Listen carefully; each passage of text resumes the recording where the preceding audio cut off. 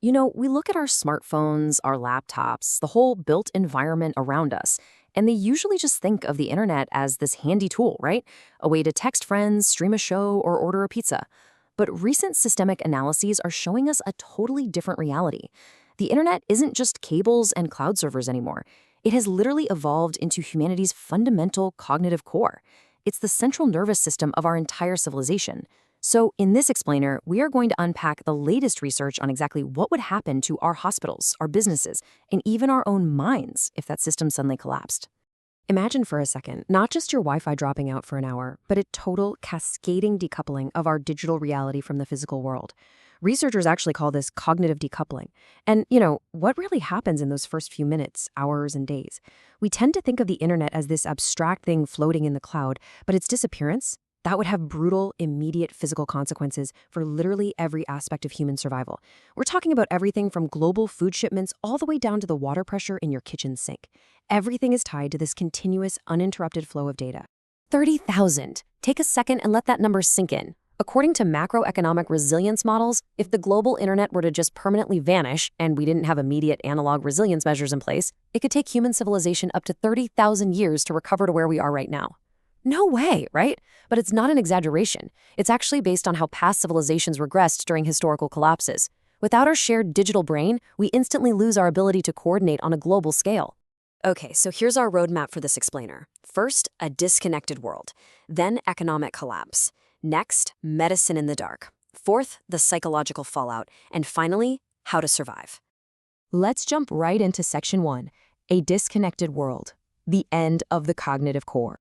It's absolutely crucial to realize that a modern internet collapse isn't just somebody tripping over a cord and pulling the plug. It's an incredibly complex, progressive failure. When we study intentional network shutdowns, like the phased blackouts in Iran, we see exactly how fragile this ecosystem is. It literally never happens all at once. In the very first minutes, you get localized interventions, but within hours, the surviving systems start panicking. Millions of disconnected devices frantically send DNS requests trying to find a network. And this creates these massive, devastating traffic storms that can actually fry the surviving hardware. Within days, you're looking at a total information blockade. And even if some connectivity comes back weeks later, it's heavily tiered. Basic protocols might work, but the actual exchange of information is tightly bottlenecked and censored. It's highly orchestrated chaos. Moving on to Section 2, Economic Collapse. The bullwhip effect. Think about it. The internet is the ultimate tool for keeping global markets in sync. It tells businesses where raw materials are, and it tells customers where the products are. Take that away, and that symmetry shatters instantly. According to analysis from Deloitte, the baseline metabolic cost of a total blackout for a highly connected economy is just staggering. We are talking about losing over $23.6 million a day for every 10 million people. And remember, that is just the surface level cost. That's just machines sitting idle and digital payments failing. The truly terrifying economic meltdown, that happens deeper down in our supply chains. Modern global manufacturing runs on what's called a just-in-time model. Companies don't keep these massive, dusty warehouses full of inventory anymore. Parts just arrive on the assembly line exactly when they're needed. But when the data flow stops, all those smart sensors suddenly go completely silent. Logistics networks are basically flying blind, and they instantly paralyze. And that triggers the bullwhip effect. Since companies can't see real-time demand anymore, even a tiny data blackout causes absolute panic. Businesses start uncoordinated overproduction of totally random goods, while at the exact same time causing catastrophic local shortages of absolute necessities. The economy essentially starts eating itself from the inside out, just because that bridge of information is gone. And the real danger here is interdependency. We are looking at a terrifying domino effect of second-order catastrophes. For example, the oil and gas industry relies entirely on digital systems to monitor pipeline pressure and coordinate shipping. If communications fail, refineries have to physically shut down just to prevent massive explosions. Okay, so no fuel is flowing. That means backup generators at critical facilities eventually run dry. And when those generators stop, the water sector halts. Literally, in a matter of days, losing your internet connection directly translates to no water coming out of your tap. Crazy, right? All right, Section 3, Medicine in the Dark, the cost of disconnection. This is where things get incredibly visceral. It's literally life or death. What actually happens behind the closed doors of a hospital during a digital dark age? Modern healthcare is entirely built on precision medicine. Think electronic health records, smart monitors, seamless lab systems. When the internet vanishes, these high-tech institutions are abruptly forced into manual triage. They have to scramble to find paper records. Suddenly, you have younger medical staff who have quite literally never practiced medicine without a computer trying to operate in a total vacuum. They can't verify a patient's medical history, dangerous allergies, or recent lab results. It is a massive and incredibly dangerous paradigm shift. 759.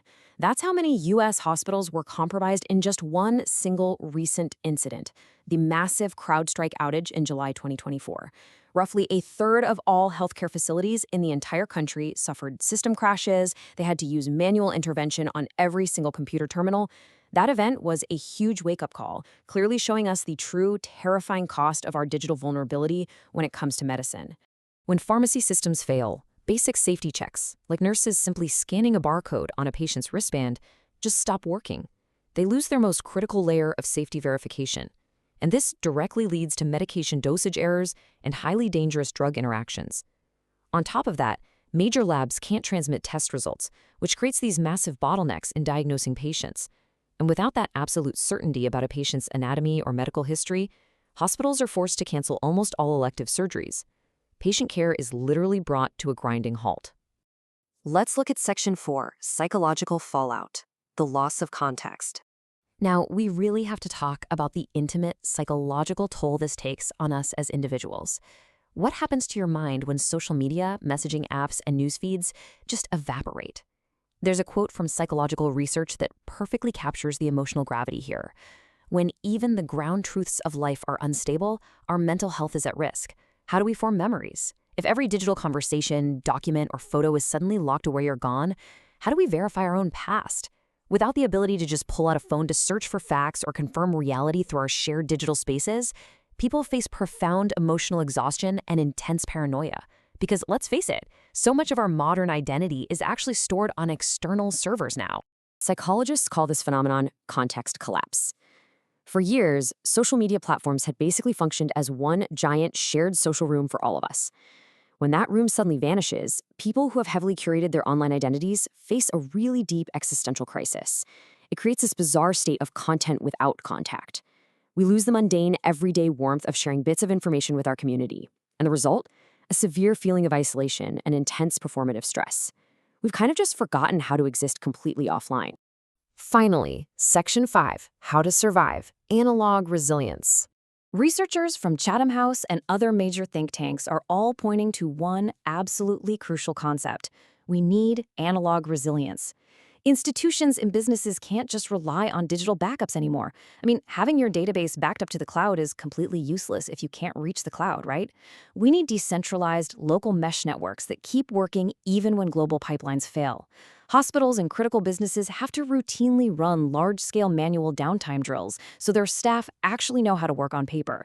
And most importantly, we have to invest in localized analog infrastructure, things that humans can physically control and repair on-site without needing some global digital mediator to step in.